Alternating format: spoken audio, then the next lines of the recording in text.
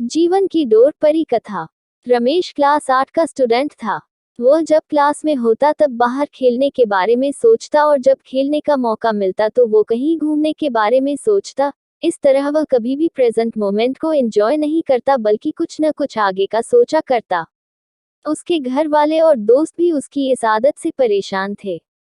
एक बार रमेश अकेले ही पास के जंगलों में घूमने निकल गया। थोड़ी देर चलने के बाद उसे थकान हो गई और वह वहीं नर्म घासों पर लेट गया। जल्द ही उसे नींद आ गई और वह सो गया। सोने के कुछ देर बाद एक आवाज आई, रमेश रमेश।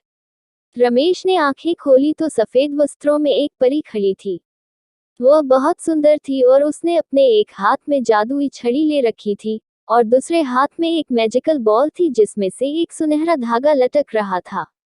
रमेश परी को देखकर खुशी से झूम उठा और कुछ देर परी से बातें करने के बाद बोला, आपके हाथ में जो छड़ी है उसे तो मैं जानता हूँ, पर आपने जो ये बॉल ली हुई है उससे ये सुनहरा धागा कैसा लटक रहा है।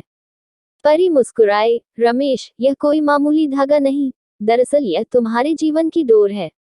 अगर तुम इसे हल्का सा खींचोगे तो तुम्हारे जीवन के कुछ घंटे कुछ सेकंड्स में बीत जाएंगे। यदि इसे थोड़ा तेजी से खींचोगे तो पूरा दिन कुछ मिनटों में बीत जाएगा और अगर तुम उसे पूरी ताकत से खींचोगे तो कई साल भी कुछ दिनों में बीत जाएंगे। तो क्या आप ये मुझे दे सकती हैं? रमेश ने उत्सुकता से पूछा। हाँ हाँ, क्यों नहीं। ये लो, पकड़ो इसे, पर ध्यान रहे एक बार अगर समय में तुम आगे चले गए तो पीछे नहीं आ सकते। परी ने जीवन की डोर रमेश के हाथों में थमाते हुए कहा और फौरन अदृश्य हो गई। अगले दिन रमेश क्लास में बैठा खेलने के बारे में सोच रहा था, पर टीचर के रहते वो बाहर जाता भी तो कैसे। तभी उसे परी द्वारा दी गई सुनहरे धागों वाली बॉल का ख्याल आया। उसने धीरे से बॉल निकाली और डोर को जरा सा खींच दिया। कुछ ही सेकंड्स में वह मैदान में खेल रहा था। वाह, मजा आ गया, रमेश ने मन ही मन सोचा। फिर वह कुछ देर खेलता रहा, पर मौजूदा वक्त में ना जीने की अपनी आदत के अनुसार वह फिर से कुछ ही देर में ऊब गया और सोचने लगा, ये बच्चों की तरह जीने में कोई मजा नहीं है, क्यों न मैं अपने जीवन की डोर को खींचकर जवानी में चला जाऊं। और झटपट उसने डोर कुछ तेजी से खींच दी। रमेश अब एक शादीशुदा आदमी बन चुका था और अपने दो प्यारे प्यारे बच्चों के साथ रह रहा था। उसकी प्यारी माँ जो उसे जान से भी ज्यादा चाहती थी, अब बूढ़ी हो चुकी थी, और पिता जो उसे अपने कंधों पर बैठाकर घुमा करते थे, वृद्ध और बीमार हो चले थे। इस परिवर्तन से रमेश अपने माता पिता के लिए थोड़ा दुखी जरूर था, पर अपना परिवार और बच्चे हो जाने के कारण उसे बहुत अच्छा महसूस हो रहा था। एक दो महीनों सब ठीक ठाक चला, पर रमेश ने कभी अपने वर्तमान को आनंद के साथ जीना सीखा ही नहीं था। कुछ दिन बाद वह सोचने लगा, मेरे ऊपर परिवार की कितनी जिम्मेदारी आ गई है। बच्चों को संभालना इतना आसान भी नहीं, ऊपर से ऑफिस की टेंशन अलग है। माता पिता का स्वास्थ्य भी ठीक नहीं रहता। इससे अच्छा तो मैं रिटायर हो जाता और आराम की जिंदगी जीता। और यही सोचते सोचते उसने जीवन की डोर को पूरी ताकत से खींच दिया। कुछ ही दिनों में वह एक 80 साल का वृद्ध हो गया। अब सब कुछ बदला चुका था। उसके सारे बाल सफेद हो चुके थे, झुर्रियां लटक रही थी। उसके माता पिता कब के उसे छोड़कर जा चुके थे, यहाँ तक कि उसकी प्यारी पत्नी भी किसी बीमारी के कारण मर चुकी थी। वह घर में बिल्कुल अकेला था, बस कभी कभी दूसरे शहरों में बसे उसके बच्चे उससे बात कर लेते। लाइफ में पहली बार रमेश को एहसास हो रहा था कि उसने कभी अपनी जिंदगी को एंजॉय नहीं किया। उसने न स्कूल डेज में मस्ती की, न कभी कॉलेज का मुंह देखा।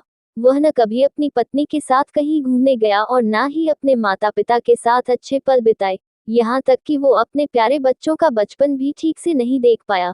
आज रमेश बेहद दुखी था। अपना बीता हुआ कल देखकर वह समझ पा रहा था कि अपनी बेचैनी और व्याकुलता में उसने जीवन की कितनी सारी छोटी छोटी खुशियां यूं ही गंवा दी।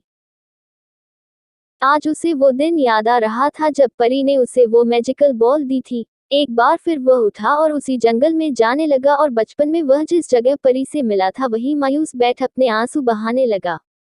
तभी किसी की आवाज आए, रमेश रमेश।